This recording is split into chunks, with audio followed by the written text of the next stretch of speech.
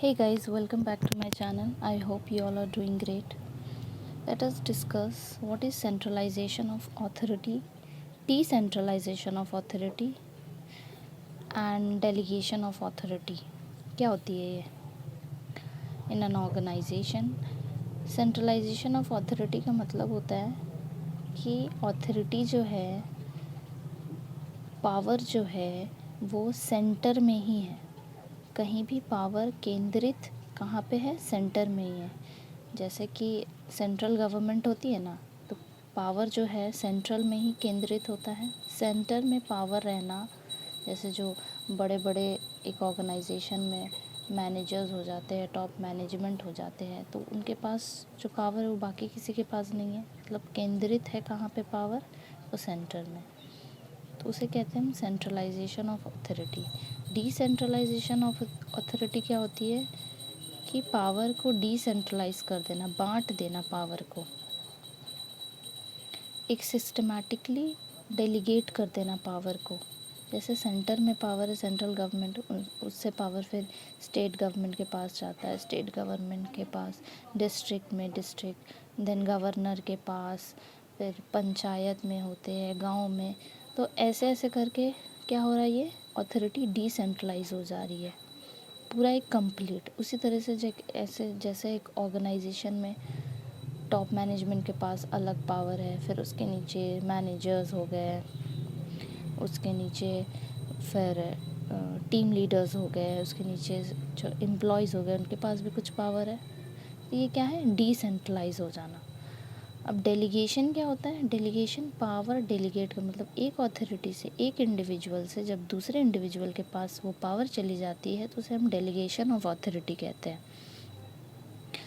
जैसे delegation means transfer of authority from one individual to another. Delegation का क्या मतलब होता है कि अथॉरिटी ट्रांसफ़र करना एक इंडिविजुअल से दूसरे इंडिविजुअल में.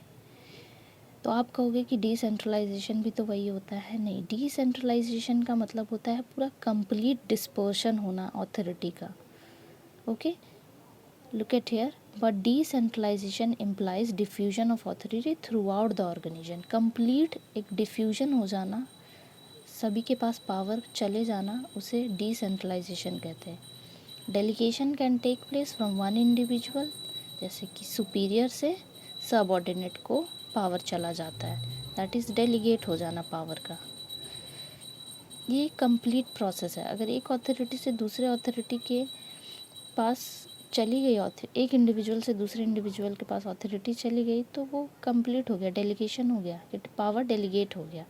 पर डिसेंट्रलाइजेशन क्या है? कंप्लीट तभी होगा डिसेंट्रलाइजेशन जब ऑर्गेनाइजेशन है. जैसे हम एग्जांपल यहाँ पे ऑर्गेनाइजेशन की बात करें, क्योंकि हम लोग कॉमर्स पढ़ रहे हैं, हम लोग मेनली ऑर्गेनाइजेशन को ही ध्यान में रख के सभी चीज़ों को फॉलो करते हैं.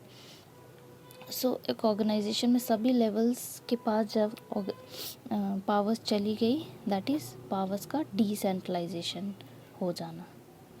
तो बहुत ही सिंपल है सेंट्रलाइजेशन. केंद्र में पावर है ना, डिसेंट्रलाइजेशन सभी के पास पावर चले जाना, डिफ्यूज़ हो जाना अलग अलग.